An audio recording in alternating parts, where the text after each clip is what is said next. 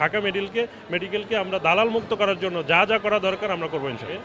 আমরা এখন থেকে প্রতি মাসেই 1 থেকে 2 বার অভিযান পরিচালনা করব এবং আমাদের প্রত্যেকটা অভিযানে গোয়েন্দা তথ্যের ভিত্তিতে হয়। আমরা আগে লিস্টেড করি যে কারা কারা দালাল চক্রের সাথে জড়িত এবং প্রপার তথ্য নিয়েই তারপরে আমরা অভিযান পরিচালনা করতে আসি। আজকেও আমরা বিগত কয়েকদিন ধরে গ্রাউন্ড ওয়ার্ক করে এবং বিভিন্ন গোয়েন্দা সংস্থার সাথে কথা বলে এনএসআই এর সাথে কথা বলে প্রপার একটা ডাটা বেজ আগে তৈরি করছি যে কারা কারা এর সাথে জড়িত।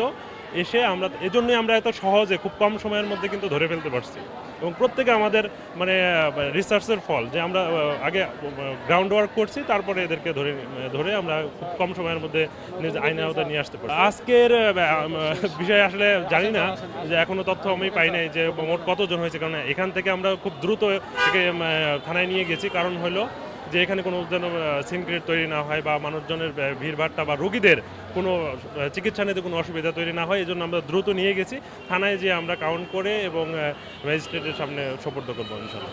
আমাদের থানার টিম এখানে সবসময় থাকে এবং অন্যান্য গোয়েন্দা সংস্থার তথ্য আমরা নেওয়ার পরে আমাদেরকে ওই যেটা বললাম যে অবশ্যই আমরা দোষী ব্যক্তিকে অ্যারেস্ট করব, কোনো ইনোসেন্ট ব্যক্তিকে আমরা অ্যারেস্ট করব না।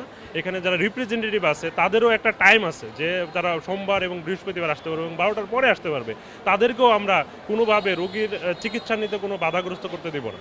এবং রিপ্রেজেন্টেটিভ এবং দালাল চক্র যারা আছেন তাদের টাইম অনুযায়ী আসবেন। দালাল চক্র তো এখানে কোনো স্থান পাবেই না, কিন্তু রিপ্রেজেন্টেটিভে তাদের একটা টাইম দেওয়া আছে, এই টাইম অনুযায়ী তারা আসবে। এর বাইরে আসলেই আমরা আইনের আওতায় নিয়ে আসবো। এইটা তাদের এক ধরনের মানে ছদ্মবেশ এবং তাদের পেছনে এরকম নারী কিছু মানে সেট করা থাকে যে এরা ধরা পড়লেই যেন তারা একটা সিন ক্রিয়েট তৈরি করে। আমরা কোনোভাবেই এই দোষী ব্যক্তিকে ছাড়া অন্য কাউকে ধরি নাই, কারণ আমরা আগেই বলেছি যে আমাদের গ্রাউন্ড ওয়ার্ক করা, যে কে কে এর সাথে জড়িত তাদের ছবি সহ আমাদের কাছে আছে, যে এরা দালাল চক্রের সাথে জড়িত, এরা রোগীদের সমস্যা করতেছে, এরকম করে আমরা একটা লিস্ট করে তারপরে এখানে আসছি। এবং আপনাদের একটা আশ্বস্ত করতে পারি যে আমরা প্রতি মাসেই এ ধরনের অভিযান অব্যাহত রাখবো। ঢাকা মেডিকেলকে আমরা দালাল মুক্ত করার জন্য যা যা করা দরকার আমরা করবো ইনশাআল্লাহ।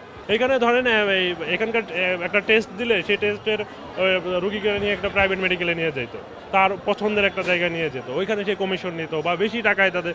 এখানে আমরা যেহেতু সরকারি মেডিকেল, এখানে সুলভ মূল্যে পাবে সব রোগীরা সেবা পাবে, সেটা না পেয়ে এরা দেখা গেছে যে আরও বেশি টাকা দিয়ে অন্য কোথাও জিম্মি করে এদেরকেও টেস্ট করাইতো বাইরে নিয়ে এবং তাড়াতাড়ি করে দিবে বা বিভিন্ন মানে লোভ দেখাইতো যে এটা করা যাবে। এদেরকে আমরা ম্যাজিস্ট্রেটের সামনে সোপর্দ করবো, এদের তারপরে ম্যাজিস্ট্রেট যেটা ভালো মনে করে যার এই অনুযায়ী অপরাধ অনুযায়ী শেষে বিচারের আওতায় আসবেন।